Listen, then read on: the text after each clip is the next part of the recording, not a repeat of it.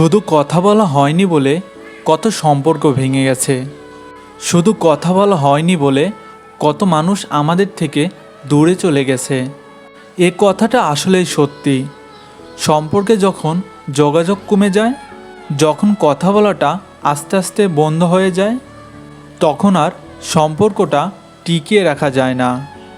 আমাদের চারপাশে এমন আরও অনেক সম্পর্ক আছে। যদি শেষবারের মতো আরেকবার কথা হতো, তাহলে হয়তো সম্পর্কটা টিকে যেত। যদি মন খুলে মনের মানুষটাকে সব কথা বলা যেত, তাহলে কাউকে কারো কাছ থেকে চলে যেতে হতো না। সম্পর্কে যখনই কথা বলাটা কমে আসে, তখনই আমরা একে অপরের কাছ থেকে দূরে চলে যেতে থাকি। দূরত্ব বাড়াতে বাড়াতে একসময় কথা বলাটাই বন্ধ হয়ে যায়, আর ওখানেই সম্পর্কটা শেষ। এভাবেই এই শহরের অসংখ্য সম্পর্ক সমাপ্তি ঘটে, শুধুমাত্র কথা বলা হয়নি বলে।